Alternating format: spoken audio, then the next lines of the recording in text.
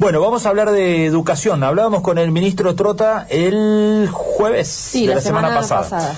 Bueno, allí el ministro nos daba algunos indicios de lo que podía llegar a ocurrir para adelante. Lo que se puede saber es difícil, ¿no? Y esto también lo destacaba permanentemente el funcionario, que es paso a paso, vamos a ir viendo, en la medida de que esto evolucione favorablemente es una cosa, si se complica en el camino va a haber que repasar algunas ideas que tenemos y tomar otro camino, pero dejó sí algunos indicios de que por lo menos hasta agosto no habría clases, que el foco principal de atención está en los cierres de ciclo, porque son chicos que de alguna manera, decía el ministro, tienen que darle un cierre a su etapa porque van a enfrentar otra el año próximo, y los demás, los que están en otra situación, bueno, tienen posibilidades de tal vez tomar este 2020 junto con el 2021 y pensarlo en una manera integral para tratar de, bueno, aceitar los conocimientos que no pudieron entregarse o darse de la mejor manera este año. También habló sobre las evaluaciones en esa charla que tuvimos y decía, bueno, a lo mejor haya evaluaciones sí, pero calificaciones no, claro, porque si no también él habló mucho en ese momento, hizo especial hincapié en las diferencias que deja expuesta esta situación, porque hay en los hogares realidades muy distintas, por variadas situaciones y por distintas cuestiones. Habló de la formación de los padres, de la carrera curricular que tengan los padres, de las condiciones de accesibilidad y conectividad. De conectividad, de la disponibilidad de medios para conectarse, de celulares, de computadoras. Bueno, tantas variables hay adentro de un hogar que dijo, probablemente cuando volvamos al aula vamos a tener un aula mucho más diversa y diferente. Bueno, todas estas problemáticas son las que atraviesan hoy el sistema de educación en la nación, en el mundo, les diría, y se está tratando de dar respuestas en la medida de lo posible sobre la marcha a muchas cuestiones, ¿no? Bueno, vamos a hablar de la provincia de Córdoba puntualmente ahora, porque está la viceministra Delia Provinciali ya en comunicación con nosotros y la estamos saludando. Delia, ¿cómo le va? Buen día. ¿Cómo le va? Buenos días. Bueno, ¿qué dicen ustedes? Bien, muchas gracias por atendernos. No, por favor. Bueno, por favor. ¿Qué balance hace de lo que ha ocurrido hasta aquí con este modo de dar clases en la Argentina, en el mundo, diríamos, en Córdoba en particular, con los chicos en las casas, tratando de aprender a distancia, con los docentes haciendo un gran esfuerzo, por supuesto, para tratar de suplir el aula de la mejor manera? ¿Qué balance les deja?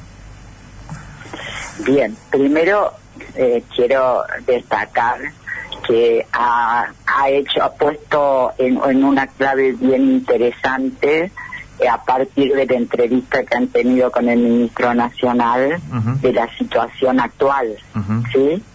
De cualquier manera, en nuestro caso, en la provincia de Córdoba, en realidad, desde el comienzo, primero de una manera un tanto desordenada por la sorpresa que nos tomó a todos en esta situación, claro, pero luego de una manera más organizada y sobre todo a partir también de que el ministerio puso a disposición de todos nuestros docentes la plataforma Tu Escuela en Casa, donde el objetivo es poner a disposición y para el acompañamiento de nuestros docentes una propuesta que acompañe a la organización de los contenidos, teniendo en cuenta la línea que marca el diseño curricular, pero entendiendo y fortaleciendo en este sentido, digo, no fue una obligación, sino un acompañamiento a nuestros propios docentes.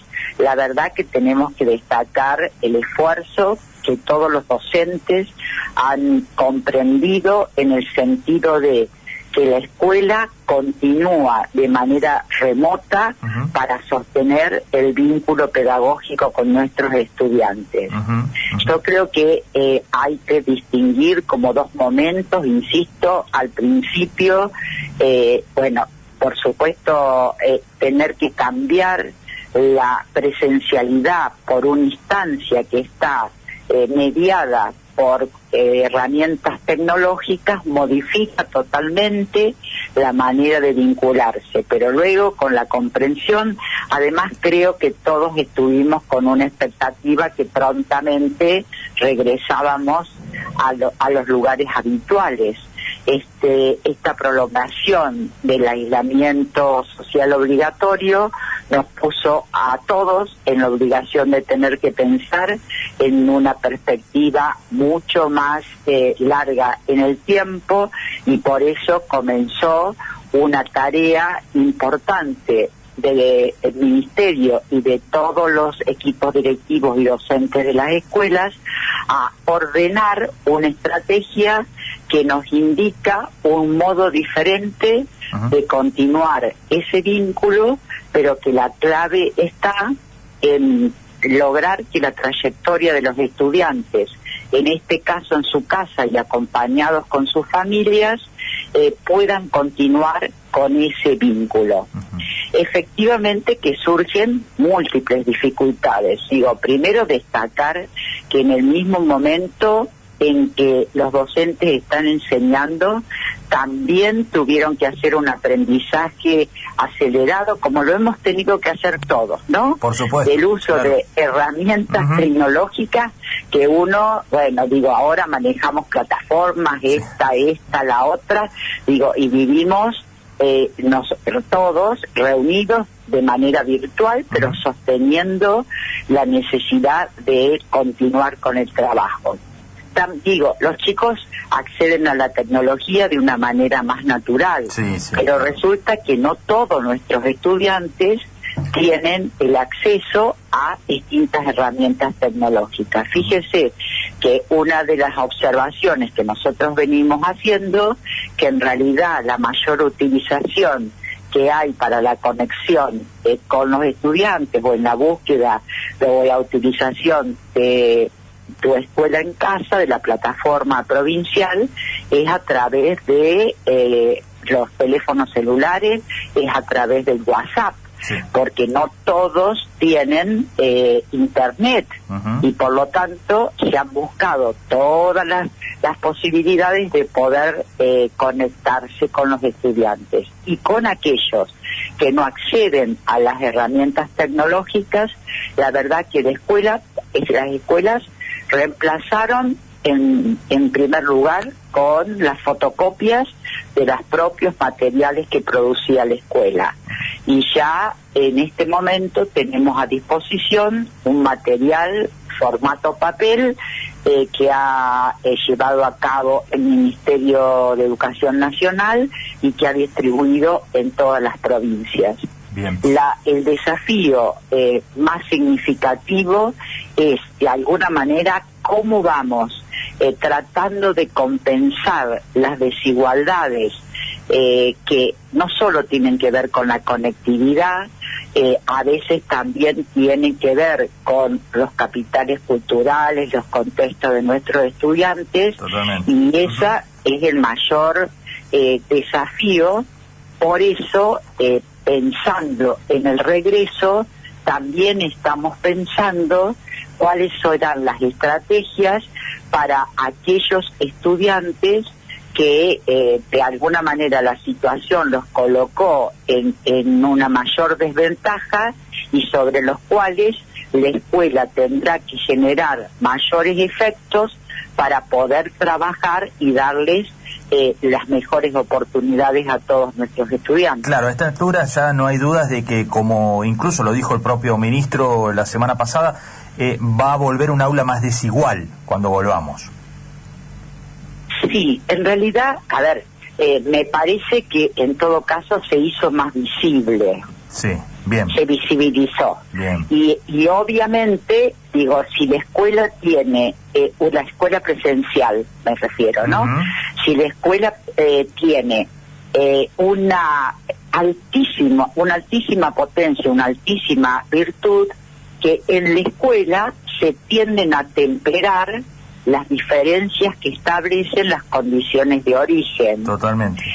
Y esta situación de estar con una escuela remota, de alguna manera disminuye la posibilidad del impacto que tiene la presencia de los docentes, la presencia de la escuela como institución, que tiene esa virtud maravillosa que cuando se ingresa a la escuela, la verdad que todos los chicos tienen igualdad de posibilidades. Claro. Sabiendo los docentes que tienen que, desde un punto de vista más equitativo, ofrecer más a los que menos tienen.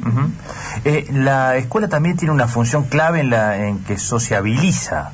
Y esta parte me parece que también por ahí queda como en un segundo plano de análisis. No nos preocupamos por la cuestión de los contenidos, del conocimiento, y esta otra pata de la escuela no es menos importante y es más dificultosa de reemplazar. Totalmente, pero mire qué interesante lo que usted plantea.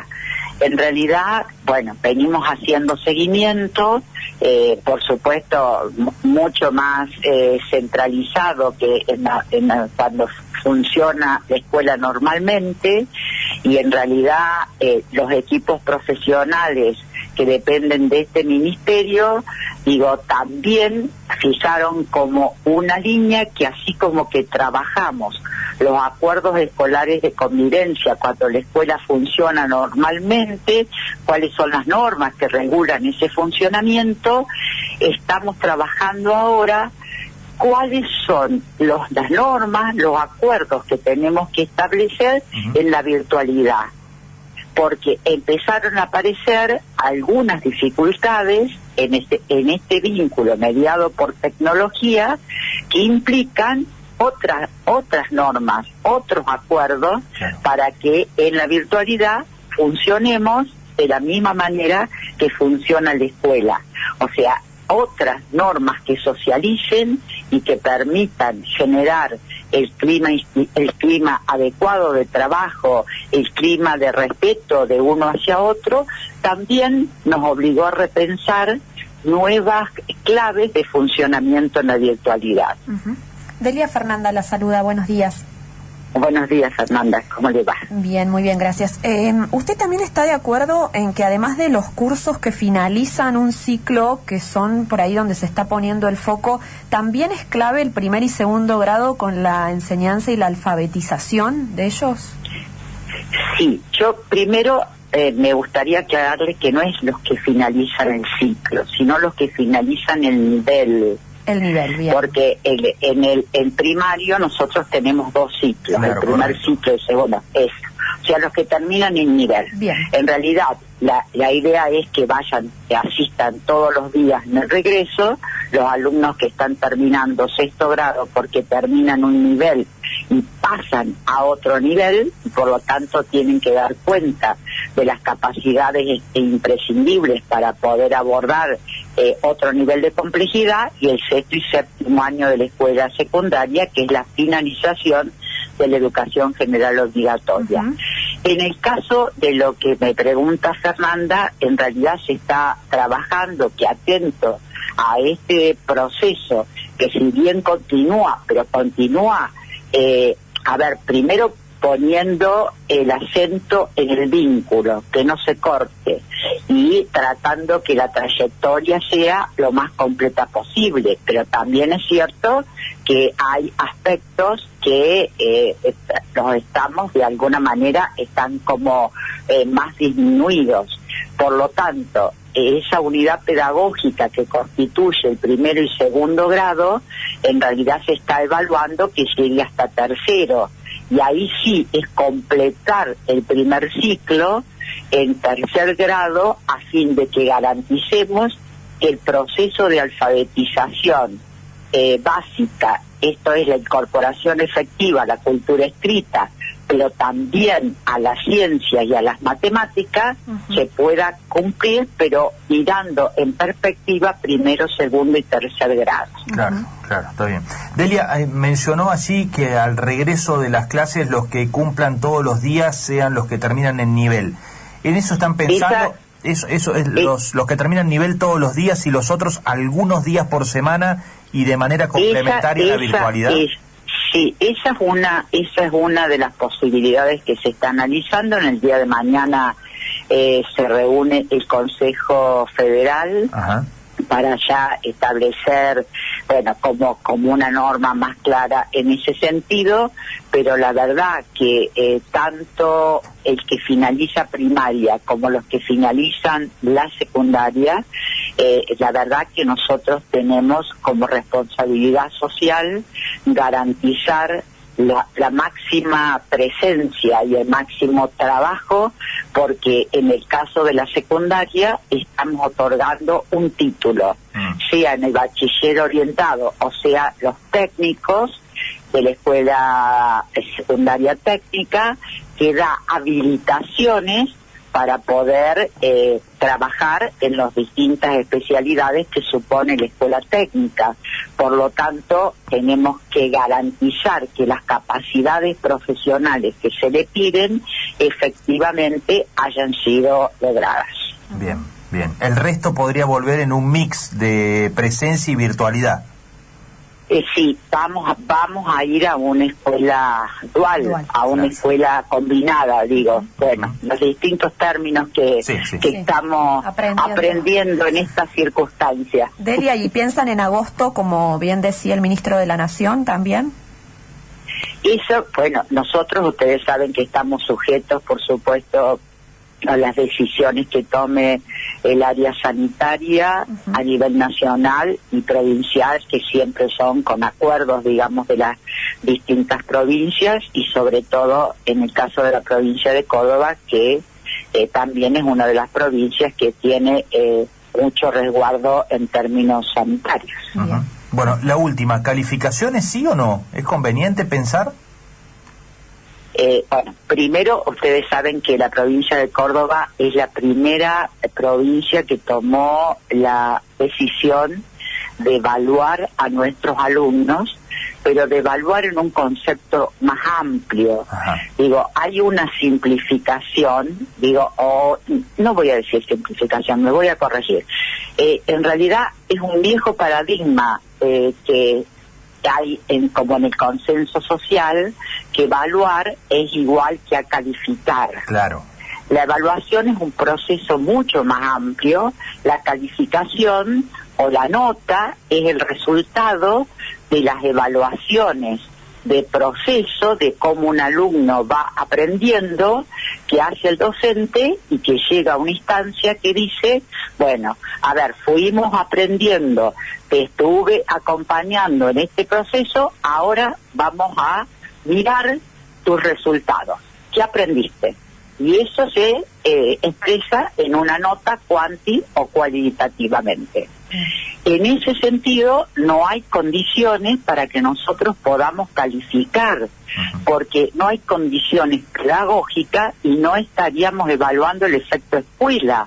El estudiante no está en la escuela, está en la casa, y pudiendo solo o con la familia, acompañando, no enseñando, acompañando, generando esas condiciones, a pensar y aprender junto con los chicos, a recrear ese aprendizaje, para poder poner una calificación y ver los resultados, tenemos que generar las condiciones pedagógicas.